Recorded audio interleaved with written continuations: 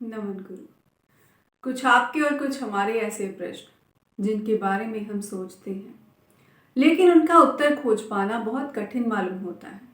फिर दिल चाहता है कि किसी से पूछें कि हम इस दुनिया में क्यों आए हैं, हमारा यहाँ आने का क्या मकसद है, हमें क्या करना चाहिए, हमें कैसा जीवन जीना चाहिए, कैसे जीवन को हम सफल मानें, अंतिम समय आने पर हमें क्या करना चाहिए, कैसे पता चले कि हम अंतिम समय में हैं। ऐसे ढेर सारे प्रश्न। और इनके अलावा किस धरती पर इतना दुख क्यों है, क्यों हमारे चाहने पर भी यहाँ पर लोग खुश नहीं रह पाते, आखिरकार क्यों हर एक व्यक्ति अधूरा जीवन जीकर जाता है, आखिरकार क्यों एक जन्म के बाद हम दूसरे जन्म में प्रवेश कर लेते हैं। एक बड़े से विशाल हाथी की आत्मा एक चींटी में कैसे चली जाती है। इन सभी प्रश्नों के उत्तर जानेंगे। और अगर आपके मन में भी कुछ प्रश्न हैं तब आप पूछ सकते हैं। खोजने की कोशिश की जाएगी, मानिएगा नहीं।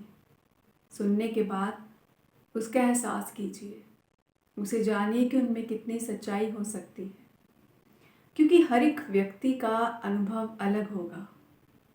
एक बात जो आपको भी मालूम है और हमें भी, लेकिन जब हम उसका अनुभव करेंगे तब हमें अलग अलग महसूस होगा। कुछ बातें हमें सच्ची और अच्छी लगेंगी, कुछ बातें नहीं लगेंगी, कुछ बातें एकदम से हम मान लेंगे क्योंकि हमारे साथ वह घटित हो चुका है, या फिर वैसा हमने महसूस किया और अगले ही पल हमारे साथ वैसा होना शुरू हुआ। लेकिन हो सकता है कि वही बातें आपके साथ ना हो, जैसा महसूस हमने किया हो वह आपने ना किया हो। तभी कहा जाता है कि मंजिल तो एक है, लेकिन हर एक का रास्ता अलग है।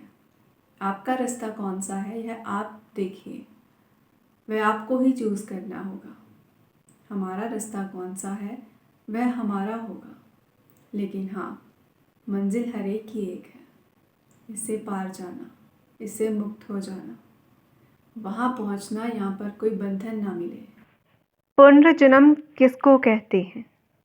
जब जीवात्मा एक शरीर का त्याग करके किसी दूसरे में जाती है तो इसे बार बार जन्म लेने की क्रिया को ही पुनर्जन्म कहते हैं। दूसरा प्रश्न, पुनर्जन्म होता ही क्यों है?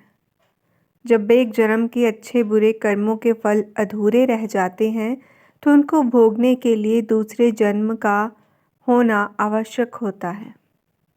अच्छे बुरे कर्मों का फल एक ही जन्म में क्यों नहीं मिल जाता? एक में ही सब निपट जाए तो कितना अच्छा हो। नहीं, जब एक जन्म में कर्मों का फल शेष रह जाए तो उसे भोगने के लिए दूसरे जन्म अपेक्षित होते हैं। पुनर्जन्म को कैसे समझा जा सकता है? इसको समझने के लिए जीवन और मृत्यु को समझना आवश्यक है। जीवन मृत्यु को समझने के लिए शरीर को समझना आवश्यक है। तो शरीर के बारे में समझाइए।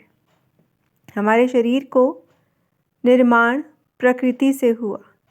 इसमें मूल प्रकृति सत्व, रजस और तमस, प्रथम बुद्धि तत्वों का निर्माण हुआ, और बुद्धि से अहंकार का, अहंकार से 5 ज्ञानेंद्रियां, चक्षु, जिह्वा, नासिका, त्वचा, श्रोत्र, मन, 5 कर्मेंद्रियां, हस्त, पाद, उपस्थ, पायु और वाक। शरीर की रचना को 2 भागों में बांटा जाता है, सूक्ष्म शरीर और स्थूल शरीर। अब सूक्ष्म शरीर किसको कहते हैं? इस शरीर में बुद्धि, अहंकार, मन और ज्ञान इंद्रियां हैं। यह सूक्ष्म शरीर आत्मा को सृष्टि के आरंभ में जो मिलता है वही एक ही सूक्ष्म शरीर सृष्टि के अंत तक उस आत्मा के साथ ही पूरे एक सृष्टि काल तक चला जाता है। और यदि बीच में ही किसी जन्म में कहीं आत्मा का मोक्ष हो जाए तो यह सूक्ष्म शरीर भी प्रकृति में वहीं लीन हो जाता है। अब स्थूल शरीर किसको कहते हैं? इसमें 5 कर्म इंद्रियां हैं। यह समस्त पंचभौतिक बाहरी शरीर है। जन्म क्या होता है? जीवात्मा का अपने कारणों के साथ किसी पंच भौतिक शरीर में आ जाना ही जन्म कहलाता है। मृत्यु क्या होती है? जब जीवात्मा का अपने पंच भौतिक स्थूल शरीर से वियोग हो जाता है तो उसे ही मृत्यु कहा जाता है। परंतु मृत्यु केवल स्थूल शरीर की होती है, सूक्ष्म की नहीं। सूक्ष्म शरीर भी छूट गया तो वह मोक्ष कहलाएगा, मृत्यु नहीं। मृत्यु केवल शरीर बदलने की प्रक्रिया है। जैसे मनुष्य कपड़े बदलता है वैसे ही आत्मा शरीर भी बदलती है। अब मृत्यु होती ही क्यों है? जैसे किसी एक वस्तु का निरंतर प्रयोग करते रहने से उस वस्तु का सामर्थ्य घट जाता है और उस वस्तु को बदलना आवश्यक हो जाता है, ठीक वैसे ही एक शरीर का सामर्थ्य भी घट जाता है, इंद्रियां निर्बल हो जाती हैं, जिस कारण उस शरीर को बदलने की प्रक्रिया का नाम ही मृत्यु है। मृत्यु ना होती तो क्या होता? तो बहुत अवस्थाएं होती। पृथ्वी की जनसंख्या बहुत बढ़ जाती और यहाँ पैर रखने को स्थान न रहता। क्या मृत्यु होना बुरी बात है? नहीं, मृत्यु होना कोई बुरी बात नहीं। ये तो एक प्रक्रिया है और शरीर परिवर्तन की। यदि मृत्यु होना बुरी बात नहीं तो लोग इससे इतना डरते क्यों हैं? क्योंकि उनको मृत्यु के वैज्ञानिक स्वरूप की जानकारी नहीं। वे अज्ञानी हैं। वे समझते हैं मृत्यु के समय बहुत कष्ट होता है। उन्होंने वेद, उपनिषद या दर्शन को कभी पढ़ा नहीं। वह ही अंधकार में पढ़ते हैं और मृत्यु से पहले कई बार मरते हैं। तो मृत्यु के समय कैसा लगता है? किसी ने पूछा और किसी ने बताया। इस बात पर ध्यान ज़्यादा मत दीजिएगा, लेकिन हाँ, आप सुन सकते हैं। जब आप बिस्तर में लेटे लेटे नींद में जाने लगते हैं तो आपको कैसा लगता है? ठीक वैसा ही मृत्यु की अवस्था में जाने में लगता है। इसके बाद कुछ अनुभव नहीं होता। जब आपकी मृत्यु किसी हादसे से होती है तो उस समय आपको मूर्छा आने लगती है, आप ज्ञान शून्य होने लगते हैं, जिससे कि आपको कोई पीड़ा ना हो। तो यही ईश्वर की सबसे बड़ी कृपा है। मृत्यु के समय मनुष्य ज्ञान शून्य होने लगता है। मृत्यु के डर को दूर करने के लिए क्या करें? जब आप वैदिक आर्ष ग्रंथों को गंभीरता से अध्ययन करके जीवन, मृत्यु, शरीर आदि के विज्ञान को जानेंगे तो आपके अंदर का मृत्यु के प्रति भय मिटता चला जाएगा।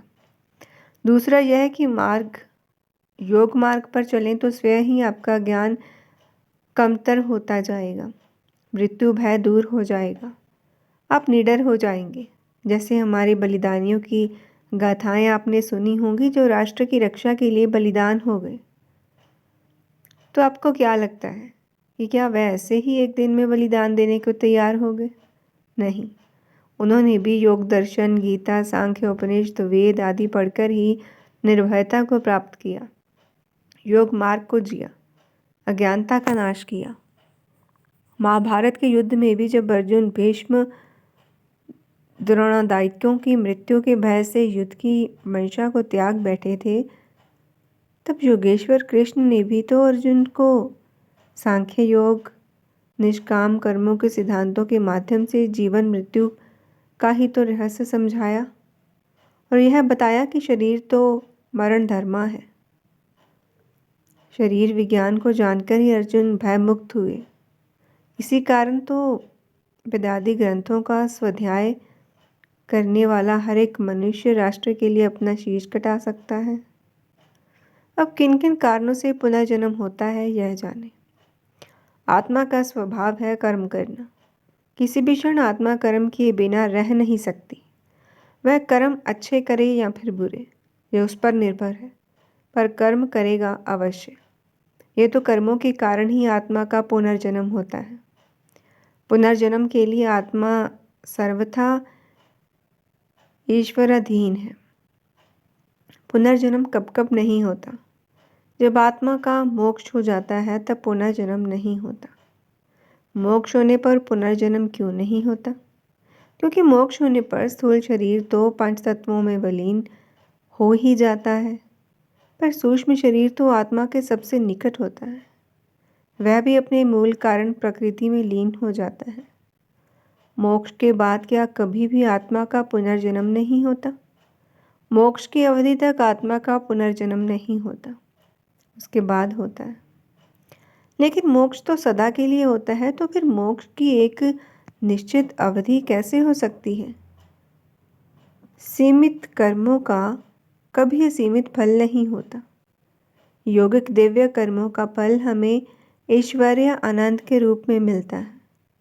जब यह मोक्ष की अवधि समाप्त होती है तो दोबारा से यह आत्मा शरीर धारण करती है। तो अब यह जानें कि मोक्ष की अवधि कब तक होती है। मोक्ष की अवस्था में स्थूल शरीर या फिर सूक्ष्म शरीर आत्मा के साथ रहता है या नहीं? इसका जवाब है नहीं। मोक्ष की अवस्था में आत्मा पूरे ब्रह्मांड का चक्कर लगाता है, ईश्वर के आनंद में रहता है, बिल्कुल ठीक वैसे ही जैसे कि मछली पूरे समुद्र में रहती है और जीव को किसी भी शरीर की आवश्यकता ही नहीं होती। मोक्ष के बाद आत्मा को शरीर कैसे प्राप्त होता है? सबसे पहला तो आत्मा को कल्प के आरंभ, सृष्टि आरंभ में सूक्ष्म शरीर मिलता है। फिर ईश्वरीय मार्ग, औषधियों की सहायता से प्रथम रूप में अमैथुनी जीव शरीर मिलता है।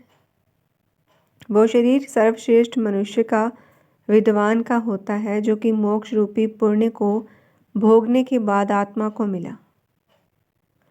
जैसे इस वाली सृष्टि के आरंभ में चारों ऋषि विद्वानों वायु, आदित्य, अग्नि, अंगिरा को मिला, जिनको वेद के ज्ञान से ईश्वर ने अलंकारित किया, क्योंकि यह ही वो पुण्य आत्माएं थीं जो मोक्ष की अवधि पूरी करके आई। मोक्ष की अवधि पूरी करके आत्मा को मनुष्य शरीर ही मिलता है या फिर जानवर का? इसका जवाब है मनुष्य का। क्या केवल मनुष्य का ही शरीर मिलता है? क्योंकि मोक्ष को भोगने के बाद पुण्य कर्मों को तो भोग लिया और इस मोक्ष की अवधि में पाप कोई किया ही नहीं, तो फिर जानवर बनना संभव ही नहीं। मोक्ष होने से पुनर्जन्म क्यों बंद हो जाता है? क्योंकि योगाभ्यास आदि साधनों से जितने भी पूर्व कर्म होते हैं, अच्छे या फिर बुरे, वे सब कट जाते हैं। ये तो कर्म ही तो हैं जो पुनर्जन्म का कारण है। कर्म ही ना रहे तो पुनर्जन्म क्यों होगा? पुनर्जन्म से छूटने का उपाय तो सुन लीजिए। पुनर्जन्म से छूटने का उपाय है योग मार्ग। योग मार्ग से मुक्ति या मोक्ष का प्राप्त होना पुनर्जन्म में शरीर किस आधार पर मिलता है? जिस प्रकार के कर्म आपके एक जन्म में किए हैं, उन कर्मों के आधार पर ही आपको पुनर्जन्म में शरीर मिलेगा। अब कर्म कितने प्रकार के होते हैं? मुख्य रूप से कर्म को 3 भागों में बांटा गया। सात्विक कर्म, जो कि सत्य भाषण, विद्यापन, परोपकार, दान, दया, सेवा आदि। राजसिक कर्म, क्रीड़ा, स्वाद, चलचित्र, स्त्री आकर्षण आदि। तामसिक कर्म, चोरी जारी, जुआ, ठगी, लूट मार, अधिकार हनन आदि। और जो कर्म इन तीनों से बाहर है वह दिव्य कर्म कहलाते हैं, जो कि ऋषियों और योगियों द्वारा किए जाते हैं। इसी कारण उनको हम तीनों गुणों से परे मानते हैं, जो कि ईश्वर के निकट होते हैं और दिव्य कर्म ही करते हैं। किस प्रकार के कर्म करने से मनुष्य योनि प्राप्त होती है? सात्विक और राजसिक कर्मों के मिले जुले प्रभाव से मानव देह मिलती है। यदि सात्विक कर्म बहुत कम है और राजसिक अधिक, तो मानव शरीर तो प्राप्त होगा, परंतु किसी और ही जगह। यह भी पूछा गया कि किस प्रकार के कर्म करने से आत्मा जीव जंतुओं के शरीर को प्राप्त होता है, तामसिक और राजसिक। तो क्या हमें यह पता लग सकता है कि हम पिछले जन्म में क्या थे? नहीं, कभी नहीं। सामान्य मनुष्य को यह पता नहीं लग सकता, क्योंकि यह केवल ईश्वर का ही अधिकार है कि हमें अपने कर्मों के आधार पर शरीर दें। तो फिर यह किसको पता चल सकता है? यह पता लग सकता है सिद्ध योगी को, जो जान सकता है। आप अक्सर लोगों को कहते सुनते होंगे कि हमें पिछले जन्म की बातें याद हैं। पुनर्जन्म को सिद्ध करने के लिए अगर कोई उदाहरण दी जाए तो जैसे अनेकों बार सुना गया कि एक छोटा सा बालक अपने पिछले जन्म की घटनाओं को याद रखे हुए है। सारी बातें बताता है, जहाँ जिस गांव में वह पैदा हुआ, जहाँ उसका घर था, जहाँ वो मरा, और इस जन्म में वह अपने इस गांव में कभी गया तक नहीं था, लेकिन फिर भी उसने उस गांव की सारी बातें याद रखी। किसी ने उसको कुछ बताया नहीं, सिखाया नहीं, दूर दूर तक उसका उस गांव से इस जन्म में कोई नाता तक नहीं। फिर भी उसकी गुप्त बुद्धि, जो कि सूक्ष्म शरीर का भाग है, वह घटनाएं संजोए हुए है, जागृत हो गई है। बालक पुराने जन्म की बातें बताने लगता है। अगला प्रश्न पूछा गया कि लेकिन ये सब मनगढ़ंत बातें हैं, विज्ञान के युग में इनको कौन माने? कोई तार्किक और वैज्ञानिक आधार है इन बातों को सिद्ध करने का? तो इसके जवाब में मिला कि आपको किसने कहा कि हम विज्ञान के विरुद्ध इस पुनर्जन्म के सिद्धांत का दावा करेंगे? यह वैज्ञानिक रूप से सत्य है। आपको यह हम सभी सिद्ध करके दिखाते हैं। जैसा कि आपको पहले बताया गया कि मृत्यु केवल स्थूल शरीर की होती है, पर सूक्ष्म शरीर आत्मा के साथ वैसे ही आगे चलता है। तो हर जन्म के कर्मों के संस्कार उस बुद्धि में समाहित होते रहते हैं। कभी किसी जन्म में वो कर्म अपनी वैसी ही परिस्थिति पाने के बाद जागृत हो जाते हैं। एक बार एक छोटा सा बालक था। यह घटना हरियाणा के सिरसा के गांव की है, जिसमें उसके माता पिता उसे एक स्कूल में घुमाने लेकर गए तो उसका दाखिला करवाया था। वह बच्चा केवल हरियाणवी या हिंदी भाषा ही जानता था, कोई तीसरी भाषा वह समझ नहीं सकता। लेकिन हुआ कुछ यूँ कि उसे स्कूल की केमिस्ट्री लैब में ले जाया गया। वहाँ जाते ही बच्चे का मुंह लाल हो गया, चेहरे के हाव भाव बदल गए। उसने एकदम फराटेदार फ्रेंच भाषा बोलनी शुरू कर दी। उसके माता पिता बहुत डर गए। तुरंत ही बच्चे को अस्पताल ले जाया गया, जहाँ पर उसकी बातें सुनकर डॉक्टर ने एक दुभाषी का प्रबंध किया। फ्रेंच और हिंदी जानता था। उसने सब कुछ बताया कि यह क्या कह रहा है। तो यह देखने की बात यह है कि इस जन्म में उसे अपनी पुरानी घटनाओं के अनुकूल मिलती जुलती परिस्थितियों से अपना वह सब याद आया, जो कि उसकी गुप्त बुद्धि में दबा था। यानी कि वही पुराने जन्म में उसके साथ जो प्रयोगशाला में हुआ, वैसा ही प्रयोगशाला उस दूसरे जन्म में देखने पर उसे सब याद आया। तो ऐसी बहुत सी उदाहरणें हैं। ये भी पूछा गया कि यह घटनाएं भारत में ही क्यों होती हैं? पुनर्जन्म केवल पृथ्वी पर ही होता है या किसी और ग्रह पर भी? तो जान लीजिए, यह पुनर्जन्म पूरे ब्रह्मांड में यंत्र तंत्र होता है। किसने असंख्य सौरमंडल है, कितनी ही पृथ्वियां हैं, तो एक पृथ्वी के जीव मरकर ब्रह्मांड में किसी दूसरी पृथ्वी के ऊपर किसी न किसी शरीर में भी जन्म ले सकते हैं।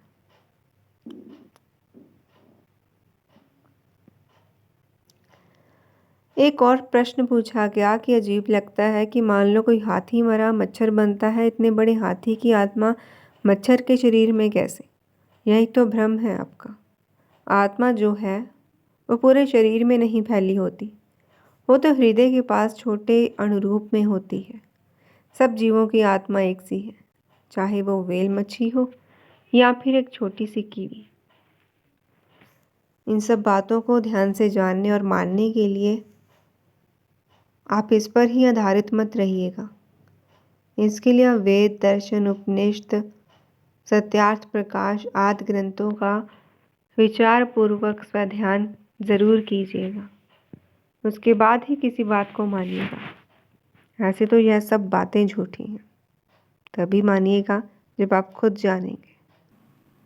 वहाँ से आगे की यात्रा ऐसी जैसे हवा में उड़ती हुई धूल, जैसे हवा में उड़ता हुआ फूल, जैसे हवा में उड़ते हुए पतंग, पत्ते, वह कण कण जो उड़ते हैं चले जाते हैं, दिखाई भी नहीं देते कई बार तो, और कई बार ऐसे हवा में लहराते हैं जिसे देखकर हम भी झूमने लगते हैं कि वाह, ऐसा आनंद